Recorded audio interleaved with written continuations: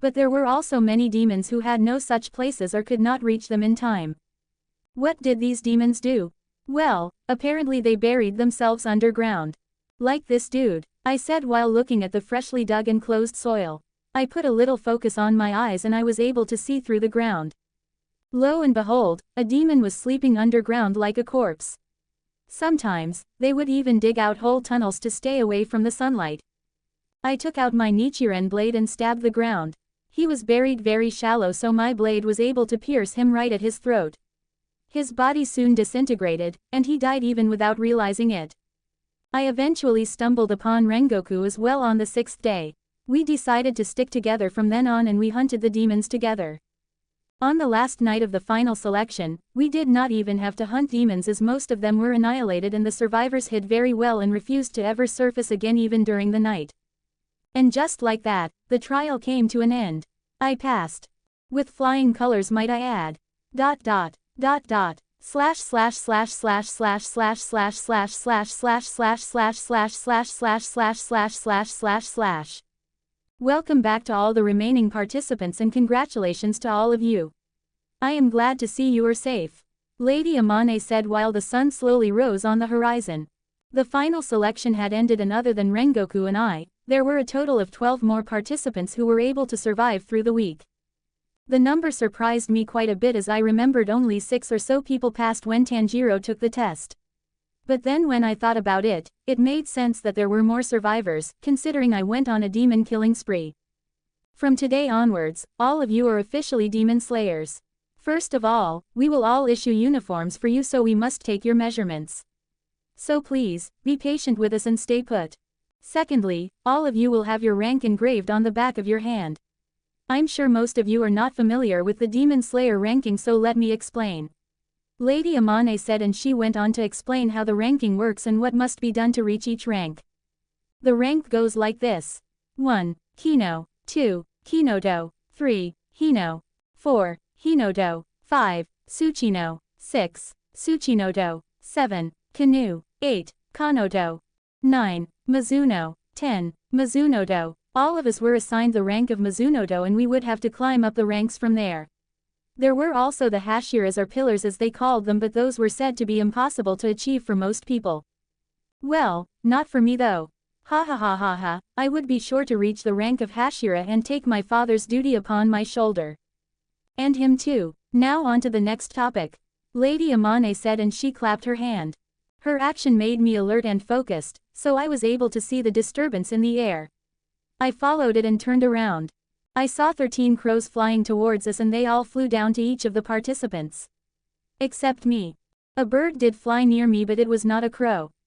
Instead, it was a strange sparrow with the color combination of red, white and black. There was also a notable feature about it that immediately attracted me. It was the absolutely dead eyes. They looked like the eyes of a dead fish, and the bird radiates a lot of attitude. I turned to Rengoku, who had a normal crow on his shoulder. He had his usual radiant smile on his face while he told the bird he was looking forward to working together with him. Hey, I think mine is broken, I said while pointing at the sparrow that was flying just above my head. Rengoku gave me a look before he bursted out laughing. He said, "It fits you." If I didn't know he was so nice, I would take that as an insult. I finally offered a hand to the bird, but instead of perching on it like a normal bird, it sat on the palm of my hand like sitting on a nest. I spent a minute just staring at its dead eyes, expecting the sparrow to at least say something, but it was never-ending quiet. Fuck, did they really give me a mute bird just because I was deaf? I mean, it won't really make a difference, but come on, how am I supposed to use him as a messenger? The fact that it was not a crow did not bother me, since I knew there were demon slayers with different birds as the messengers. Zenitsu also received a sparrow instead of a crow. But hey, at least give me a working one. Is that too much to ask? Wait, is this what discrimination feels like? These are your Kasugai crows. They will be your valued partner as a demon slayer and will act as messengers to facilitate communication. Lady Amane explained. I observed the other participants and their crows. Although I expected it to be tricky, it was not difficult to read the words coming from the crows. The throat contraction and tongue movement were almost the same as humans. So, what is your name? I asked and looked at my sparrow's dead eyes. Quote. Quote. You don't have a name. I replied, and that raised two issues. 1. My sparrow did not have a name. It was a she, and she was asking me to name her. 2. How the fuck was I able to communicate with her?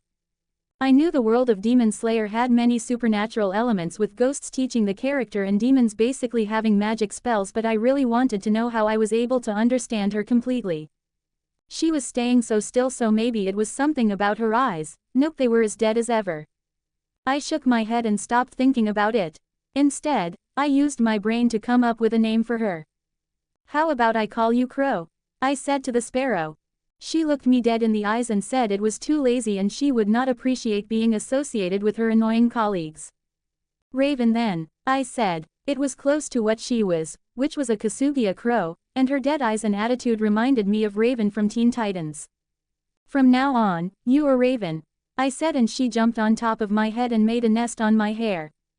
Now for the final task, all of you shall select an ore to create your Nichiren blades, often referred to as color-changing katanas. She said, it will take anywhere from 10 to 15 days for your blades to be ready, but you shall choose the ore now. The workers living in the mountains came out and brought different ores with them. The participants were made to select their preferred ores one by one. When it was finally my turn, I raised a question. Lady Amane, will it be possible to write a letter to my smith so that they can make a few changes on my blade? I asked. Lady Amane nodded. That will be possible. Just make sure you do not ask something outrageous. I said thank you and then proceeded to pick the biggest ore in the pile, because what I was about to request would undoubtedly take a bigger ore than others. You may all leave the mountain as official demon slayers, Lady Amane said after everything was done. And that day, at the age of 13 years and 10 months, I became a demon slayer. Image of Raven.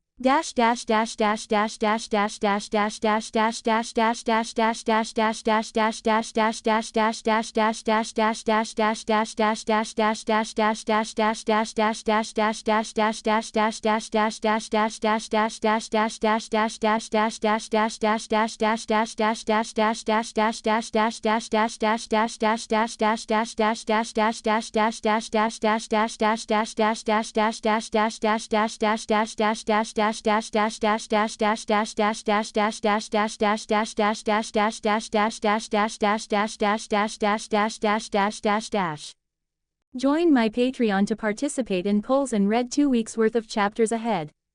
Patreon. Emmanuel_Capricorn.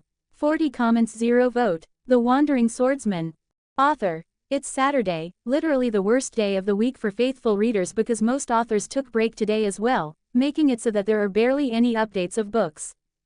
So here is a long chapter to make up for it. Blank, underscore, blank, underscore, underscore, underscore. Seiji's Pav. After the end of the final selection, Rengoku and I had to part ways. He had a home to return to and a father who was awaiting for his return. He seemed enthusiastic about breaking the news to his father. He left the same day the trial ended and I was left to my lonesome self, again. You truly feel the value of someone's presence in their absence. Rengoku was loud, so it was too silent when he left, which was strange coming from a deaf.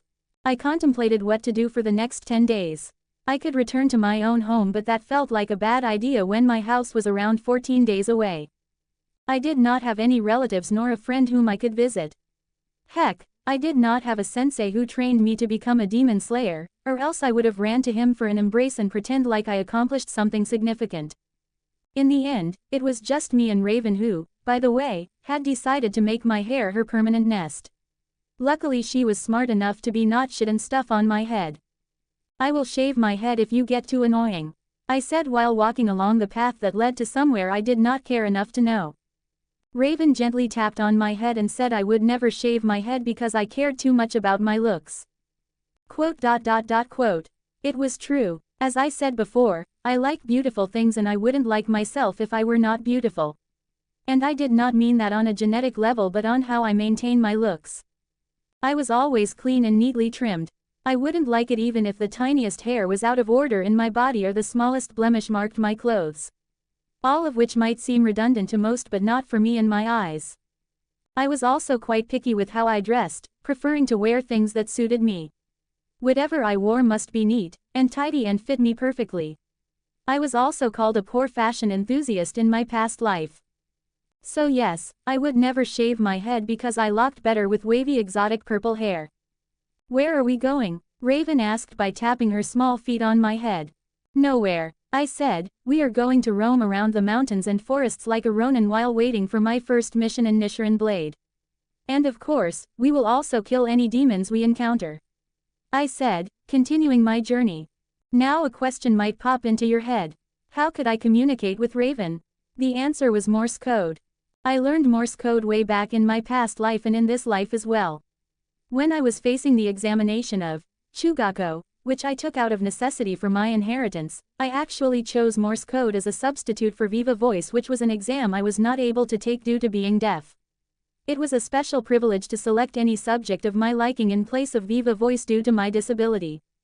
When I first met Raven, she sat on my palm and communicated through Morse code. I did not realize it at first, but I quickly caught on it later. So yes, it had nothing to do with her eyes or her being a psychic. I was kind of surprised the Demon Corp thought that far ahead. They not only selected a bird that would be able to communicate with me, but they also knew informations about me, like the fact that I knew Morse code and took it as a subject in my exams. When I asked Raven about it, she said it was only a natural reaction. I was quite famous in Japan as a prodigious kendo master, so when the master heard I was going to become a demon solayer, he took special consideration for me. The same goes for promising demon slayers recommended by Hashiras or retired Hashiras. What else could I say? I was impressed with Ubuyashiki. I spent days roaming around the mountains, sleeping during the day and traveling during the night like the demons I was hunting. There was this universal rule about not finding something when you were actively searching for it. The same went for demons. When you searched for them you couldn't find them, yet when you were most vulnerable and did not want to encounter a demon, you found them. I was only able to slay a total of 5 demons in the span of 10 days. 3 of them I encountered in the mountains, but I found the other 2 terrorizing a village and I slayed them while I stayed in said village. There was nothing notable to say about these demons. They were strong for sure, likely in the same level as the hand demon, but they were not strong to me. And they were not tricky to fight like the hand demon was.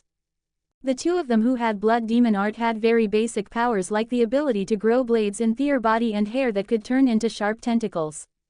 Nothing I couldn't handle, but it was the 6th demon that was somewhat remarkable because he was able to completely hide his presence, and I also learned in this encounter the true value of my bird companion. I did not have ears, and although I had sharp senses, they were limited. My eyesight was my greatest power and I could see everything in front of me, but that was also limited to my field of vision, 180 degrees. That meant I had a very wide blind spot behind me. I could tell when something was coming close to me by the movement of the air, but by then, it would usually be too late. But luckily, I had another pair of eyes on top of my head. ___. It meant the letter D. But the way she tapped on my scalp told me everything I needed to know.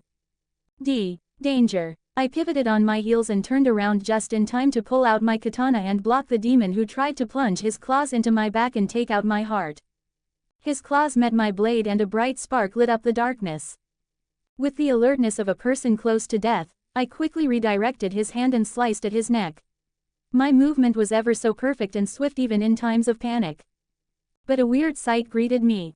My sword went right through his neck, but I didn't slice him. It was like cutting through a phantom. ! It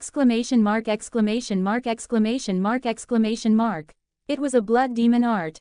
I did not know how it worked. I was clueless, so the best action to take was running and making distance. That was what I did. I quickly leapt to the side and I swung 3 warning slashes to stop him from closing the distance. I stopped when I was around 5 meters away from him. You block that. The demon said and tilted his head in an odd mix of anger and confusion. No one has ever blocked that. I fear the day I have to be in an ugly competition with a demon. I would never win. Because what the fuck was that? Can you wait for me while I vomit? I said, my plain voice laced with disgust. I felt bile rising up my throat. In front of me stood a demon with crossed eyes with mucus in his eye sac. He had spiky hair, the color of sand, and he only wore an obi and a torn yukata that covered up to his knees.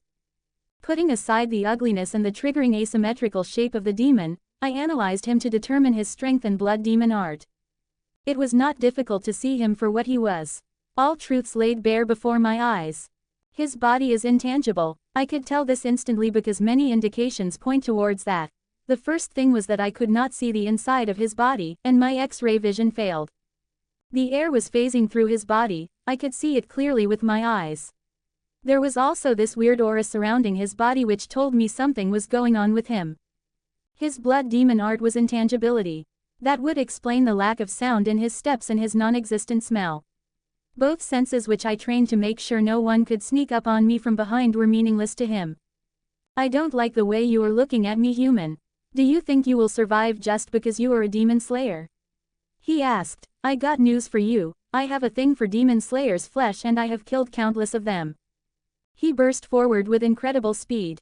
He left cobweb cracks on the ground due to his powerful legs pushing him off. The air exploded out and so did he. The action was predicted but only at the last few seconds. The fact that I could not see inside of his body was clearly a disadvantage. But when he pushed off the ground, that was when his intangibly ended and his body became visible.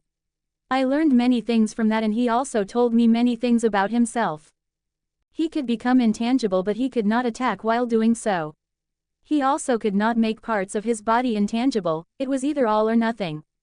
He had 2 beating hearts in his chest, which was not uncommon for strong demons as it boosted their physical strength and made them a bit more durable to piercing.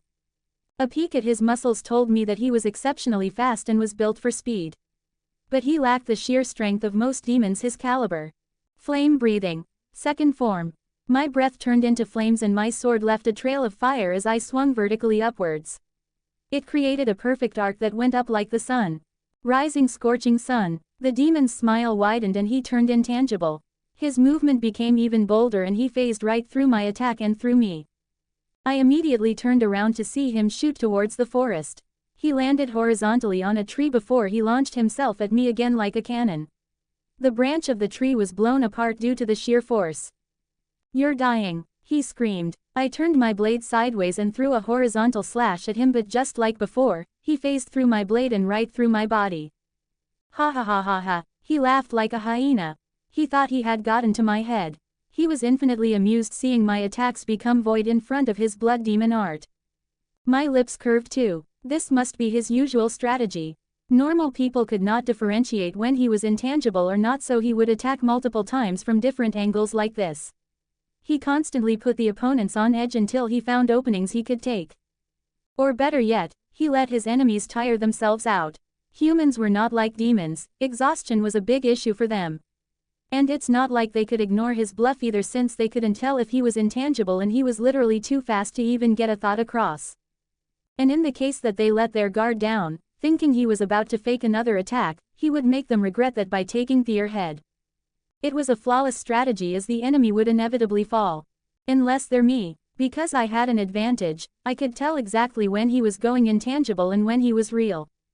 He swiped his sharp claws at me and I barely had time to dodge it by moving to the side. The lack of air resistance made him move at extreme speed. I drew my sword and managed to cut his leg as he shot past me, but that was a minor injury for a demon like him. Be careful, fighting me is not the time to be lost in thought, he said with glee before he sprang at me again. But this time, it was a fake attack. He bounced around the forest, destroying many trees in the process. He faked another 3 attacks which I pretended to respond to. Then he decided that he had a chance and he went for the kill. Die, he screamed. It was stupid to give out your location like that if you were truly to attack your enemy. Which was exactly why someone other than me would expect the demon to fake another attack. But I saw it clearly. I saw how his body turned into a physical body and resisted the air. He launched at me with the boldest and fastest movement. Everything was so exaggerated that you would think it was another fake. But I tightened my grip on the hilt of my sword. Flame breathing, esoteric art, first form. My legs pushed me off like a bullet and my body left a trail of yellow fire that lit up the darkness with hope, as if to signify the victory of light against dark. Unerring fire. It was the ultimate attack of both precision and timing. My action was so smooth and perfect it looked like water breathing instead of flame breathing to spectators. The demon could only stare and witness his own death upon the reflection of my blade. His ugly eyes met my purple eyes at the last moment and he found no mercy.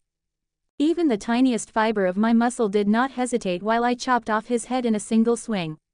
It was at the perfect moment when he was not intangible, the exact angle from where he wouldn't see it coming and the right distance that gave him enough time to despair but not enough room to act.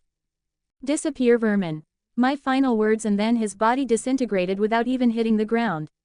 Flame breathing was extremely effective not only because it boosted the user's strength but it also made the Nichiren blade more effective. I sheathed my sword and I sank the last of my breath with the gentle click of the sheath. Then without another word, I continued my journey. It was already 11 days since the final selection, so I should be getting my first mission in Nichiren blade soon. And just like I thought, a swordsmith arrived in the morning. Image of MC.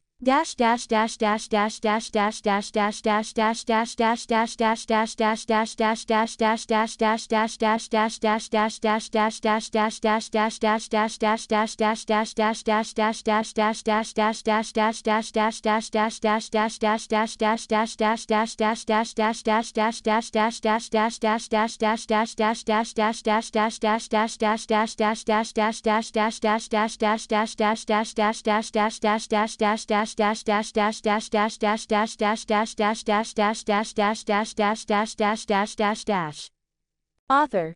Raven have an important role of covering Seiji's greatest weakness, limited vision. I thought hard on how I could realistically make him overcome this. The thought of giving him sensitive touch to sense vibration like elephants or snakes crossed my mind, and so does the thought of giving him strong instincts or sense of smell to be able to sense danger. But in the end, I did not want Seiji to be so unreasonably overpowered so quickly. He will have weakness and strength and he will use every tool to make up for his weakness and capitalize on his strength. Thanks for reading. Join my Patreon to read 2 weeks ahead and participate in polls and group chats. Patreon. Emmanuel_Capricorn. 41 comments 0 vote. Nichiren Blade. 3rd POV. Your sword has arrived, young man.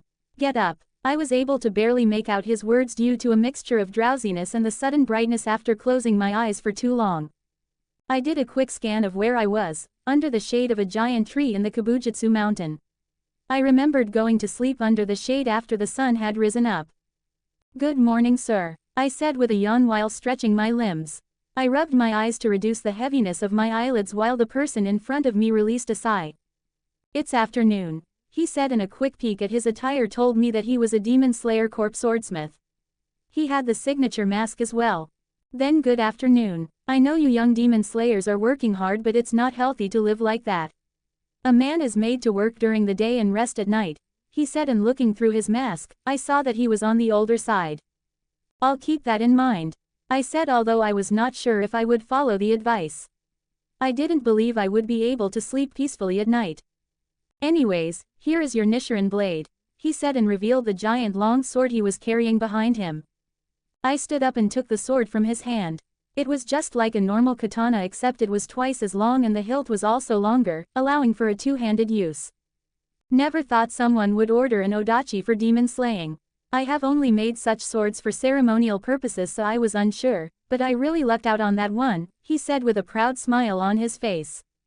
It should be deadly if you can use it correctly. Odachi, a Japanese equivalent of the claymore. It was a long katana made to be wielded with both hands and was rarely used in combat due to its inefficiency. The length of the sword reached past my shoulder. I pulled out the sword from its sheath and admired how the sun reflected on the sharp blade. It's beautiful, I admired. I could see in vivid detail how well crafted the blade was. It made me take another look at the smith who was able to create such a marvelous blade. What is your name? I asked. I needed to know his name. Hattori Kanazuka. He answered with a nod. Thank you for making my blade, I said with a respectful bow. His smile widened and he waved me off. No, I was simply doing my job. I should be the one thanking you since your request gave me a new thing to work on instead of crafting the usual swords.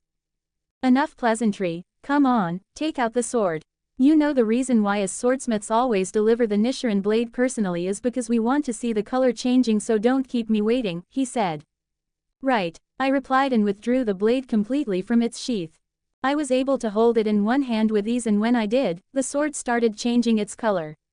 It started from the base until the color spread to the tips. A dark purple blade. That's magnificent. Purple swords are rare, he said, and then revealed a satisfied grin behind his mask. Coming all the way here was worth it. About that, how did you find me? I asked. Well, you definitely did not make it easy, he said, and gave me the stink eye while I replied with an awkward smile. I was always moving, so it must have been quite a challenge. The bird led me to you, he said, and that was when I noticed the absence of Raven on my head. She was not on the trees nearby either. A sparrow, shaped like one at least, he replied, and I chuckled. Raven was black and red, unlike any other sparrow. She must be busy with her job at the moment. I was supposed to have my first mission after getting my Nichiren blade. How about you show me how you plan to use the sword, young man? I was incredulous ever since I got the letter, he said, and walked back to give me some space to show him. I gave a polite smile and nodded. The reason why I specifically asked for an odachi was not only to look like a cool anime character, it also had a real practical use. One thing I noticed whenever I found myself in battle was that I was not meant to be a close combat fighter. My fighting style relied too heavily on my eyes, so I needed my opponents to always be in my field of vision. If they got too close to me, it was harder to see every part of their bodies. I would have made for an excellent marksman, but since that was not a viable option, I had to look for an alternative to increase my range. The solution I came up with was wielding a long sword. That way I could always keep my opponents at a good distance where I could see every part of their bodies. The long distance would also allow me to anticipate their moves better. All in all, it was an advantage for me. I wielded the sword in one hand. The weight was almost 3 times that of a normal Nichiren blade, but since I was stronger than most, it did not affect me much. There was also puberty. I planned to capitalize on this phase of my life to get stronger. I would develop my strength to the point that wielding an odachi would feel like wielding a normal blade. The odachi was not only heavier but longer than a katana. That usually made the wielder slower and sometimes even weaker. Not for me though. I had perfect movement, which allowed me to easily wield the odachi.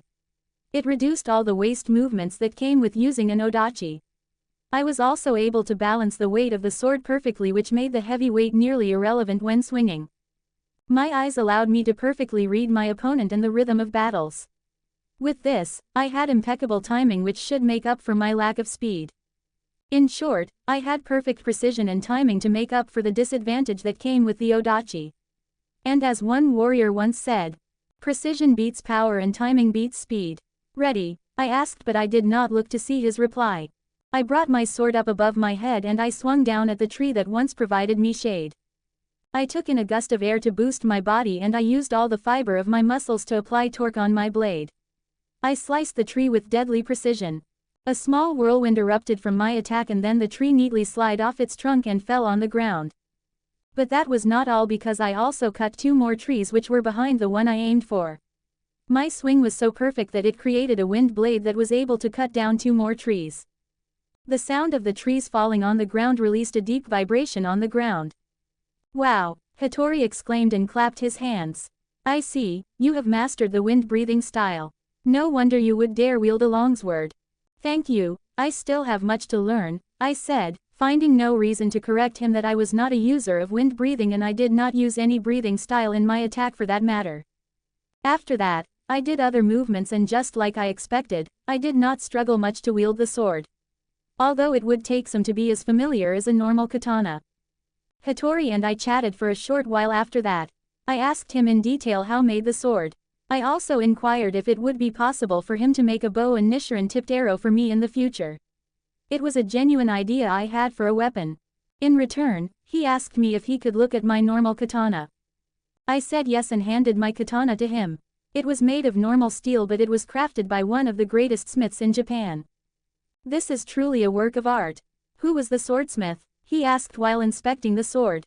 Gasan Sadakazu. He was given the title, Imperial Artist, which is the highest title the Japanese government can give an artist. I said, if not for my kendo master's request and my victory in the nationals, I would never be able to even hold Gasan's work. They are in great demand. I said. I'm sure it is. Wow, he said while inspecting the tiniest detail of the katana. It felt like he was able to see just as much as me at the moment. If you want, you can hold on to it, since I no longer have use for the sword. It will just be a heavy burden in my travels. I said. Well, if you say so. he said with shining eyes. He was excited. Hattori left soon after that since he also had other deliveries and a ton of work back at home. I was left alone in the forest, so I took the time to train with my new sword again. I also strapped the sheath on my back since I was not able to the sword on my waist like a normal katana. The afternoon sun slowly started falling on the horizon and Raven returned after disappearing the entire day. She immediately perched on top of my head upon her return and she brought news from the Demon Slayer headquarters. My first mission was that I had to travel to Tokyo and investigate the recent disappearance of demons in different wards of Tokyo. I was also told that I was sent to Tokyo because I was knowledgeable of the city and its areas. I spent most of my time in Tokyo when I was young since my kendo dojo was located there. The master also said that I could take the chance to visit my home if I wished to. Talk about being a great boss. And there was also one more news. Tsuchinoto. Cool. I was promoted to the rank of Tsuchinoto. Apparently, they were counting all of the demons I slayed after the final selection. Raven also reported back to the headquarters, so they thought it was only fair that they promoted me to Tsuchinoto since I killed 6 demons, half of them even had blood demon arts. It seemed reaching the rank of Hashira won't be too hard. A smile graced my lips as I got a new interesting idea. How about I beat Muichir's record of becoming a Hashira in the span on 2 months? Well, what an interesting challenge. My Gen Z blood boiled just from thinking about it because this was literally what we grew up with. Speedrunning. Watch me speedrun to Hashira. Sounds like the title of a YouTube video, or in this case, the title of a chapter. Image of the sword.